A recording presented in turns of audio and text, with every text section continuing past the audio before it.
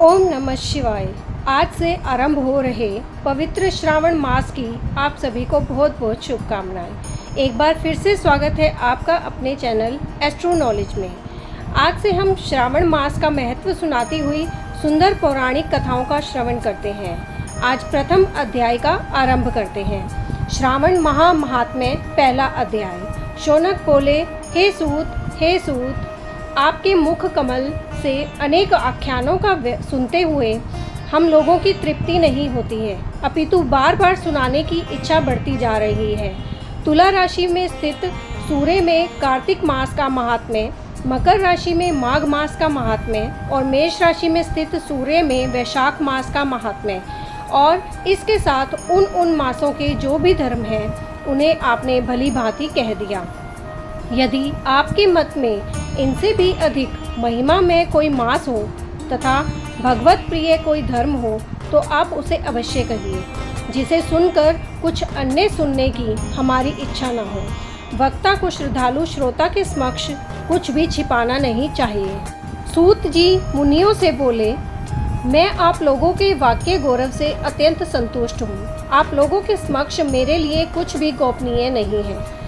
दंभ रहित होना, आस्तिकता, शठता का परित्याग, उत्तम भक्ति सुनने की इच्छा, विनम्रता, ब्राह्मणों के प्रति भक्ति परायणता, सुशीलता, मन की स्थिरता, पवित्रता, तपस्विता और अनसूया, ये श्रोता के 12 गुण बताए गए हैं। ये सभी आप लोगों में विद्यमान हैं।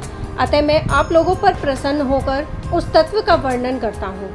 एक समय प्रतिभाशाली सनत कुमार ने धर्म को जानने की इच्छा से परम भक्ति से युक्त होकर विनम्रता पूर्वक ईश्वर भगवान शिव से पूछा। सनत कुमार बोले, योगियों के द्वारा आराधनीय चरण कमल वाले हे देव, हे महाभाग, हमने आपसे अनेक व्रतों तथा बहुत प्रकार के धर्मों का श्रवण किया, फिर भी हम लोगों के मन में सुनने की अभिलाषा है।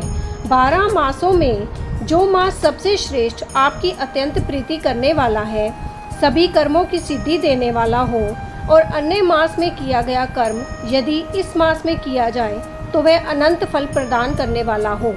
हे देव, उस मास को आप बताने की कृपा कीजिए। साथ ही लोकानुग्रह की कामना से उस मास के सभी धर्मों का भी वर्णन कीजिए। ईश्वर बोले, हे सनत कुमार, मैं अत्यंत गोपनीय भी आपको बताऊंगा। हे सुव्रत, मैं आपकी श्रवण इच्छा तथा भक्ति से प्रसन्न हूँ। 12 मासों में श्रावण मास मुझे अत्यंत प्रिय है। इसका महात्म्य सुनने योग्य है, अतः इसे श्रावण कहा गया है। इस मास में श्रवण नक्षत्र युक्त पूर्णिमा होती है, इस कारण से भी इसे श्रावण कहा गया है। इसके महात्म्य के श्रवण मात्र से यह सिद्धि प्रदान करने वाला है, इसलिए भी यह श्रावण संज्ञा वाला है। निर्मलता गुण के कारण यह आकाश के सदृश्य है, इसलिए नभा कहा गया है। इस श्रावण मास के धर्मों की गणना करने में इस पृथ्वी लोक में कौन समर्थ हो सकता है, जिसके फल का संपूर्ण रूप से वर्णन करने के लिए ब्रह्मा जी 4 मुख वाले हुए, जिसके फल की महिमा को देखने के लिए इंद्र 1000 नेत्रों से युक्त हुए, और जिसके फल को कहने के लिए शेषनाग 2000 जीवाओं से संपन्न हुए।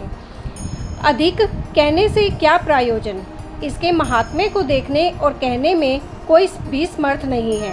हे मुने, अन्य मास की इसकी एक कला को भी नहीं प्राप्त होते हैं। यह सभी व्रतों तथा धर्मों से युक्त है। इस महीने में एक भी दिन ऐसा नहीं है जो व्रत से रहित दिखाई देता हो। इस माह में प्रायः सभी तिथियां व्रत युक्त हैं। इसके महात्म्य के संदर्भ में मैंने जो कहा है, यह केवल प्रशंसा मात्र नहीं है।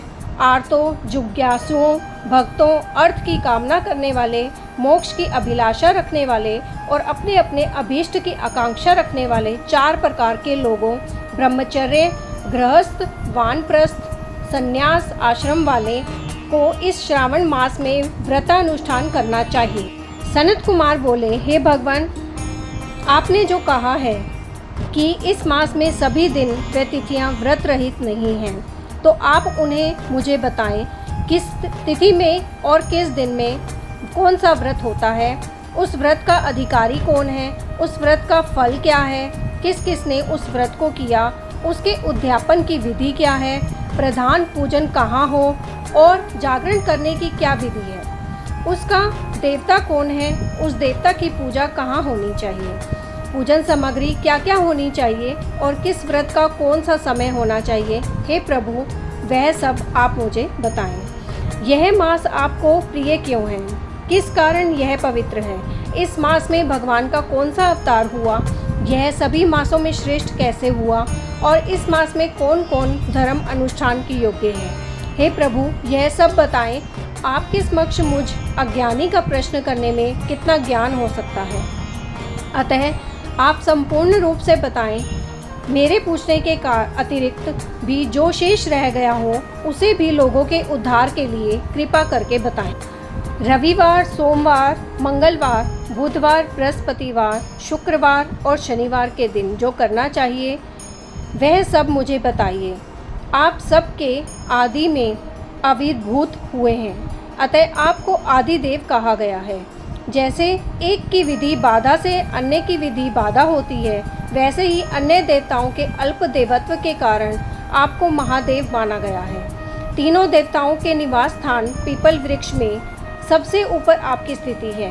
कल्याण रूप के होने के कारण वह सब मुझे बताइए। आप सबके आदि में आविर्भूत हुए हैं, अतः आपको आदि देव कहा गया है। जैसे एक की विधि बाधा से अन्य की विधि बाधा होती है, वैसे ही अन्य देवताओं के अल्प देवत्व के कारण आपको महादेव माना गया है। तीनों देवताओं के निवास स्थान पीपल वृक्ष में सबसे ऊपर आपकी स्थिति है। कल्याण रूप से होने के कारण आप शिव हैं और पाप समूह को हरने के कारण आप हर हैं। आपके आदिदेव होने में आपका शुक्ल वर्ण प्रमाण है, क्योंकि प्रकृति में शुक्ल वर्ण ही प्रधान है, अन्य वर्ण विकृत हैं। आप कर्पूर के समान और गौर वर्ण के हैं, अतः आप आदिदेव हैं। गणपति के अधिष्ठान रूप 4 दल वाले मूलाधार नामक चक्र से, ब्रह्मा जी के अधिष्ठान रूप 6 दल वाले स्वादिष्ठान नामक चक्र से और विष्णु के अधिष्ठान रूप 10 दल वाले मणिपुर नामक चक्र से भी ऊपर आपके अधिष्ठित होने के कारण आप ब्रह्मा तथा विष्णु के ऊपर स्थित हैं। यह आपकी प्रधानता को व्यक्त करता है। हे देव, एकमात्र आपकी पूजा से पंचायतन पूजा हो जाती है, जो कि दूसरे देवता की पूजा से किसी तरह भी संभव नहीं है। आप स्वयं शिव हैं। आपकी बाईं जांघ पर शक्ति स्वरूप दुर्गा, दाहिनी जांघ पर गणपति और आपके नेत्र में सूर्य तथा हृदय में भक्त राज भगवान श्री हरि विराजमान है। अन्न के ब्रह्मा रूप होने तथा रास के विष्णु रूप होने और आपके उसका भोक्ता होने के कारण, हे ईशान, आपके श्रेष्ठत्व में किसे संदेह हो सकता है। सबको विरक्ति की शिक्षा देने हेतु आप शमशान में तथा पर्वत पर निवास करते हैं। पुरुष सूक्त में उतामृतत्व सयेशेनो इस मंत्र के द्वारा प्रतिपादन के योग्य है। ऐसा महर्षियों ने कहा। जगत का संहार करने वाले हलाहल को गले में किसने धारण किया? महाप्रलय की काल अग्नि को अपने मस्तक पर धारण करने में कौन समर्थ था? संसार रूप अंधकूप में पतन के हेतु कामदेव को किसने भस्म किया? आप ऐसे हैं कि आपकी महिमा का वर्णन करने में कौन समर्थ है? एक तुच्छ प्राणी में करोड़ों जन्मों में भी आपके प्रभाव का वर्णन नहीं कर सकता। अतः आप मेरे ऊपर कृपा करके मेरे प्रश्नों को बताएं। इसी प्रकार श्री स्कंद पुराण के अंतर्गत ईश्वर सनत कुमार संवाद में श्रावण मास महात्म्य में पहला अध्याय पूर्ण हुआ। ओम नमः शिवाय। आगे भी आप ऐसी पौराणिक कथाएं सुनना चाहते हैं तो मेरे चैनल को सब्सक्राइब कीजिए, ताकि आपको आने वाले अध्याय के नोटिफिकेशन मिल सकें।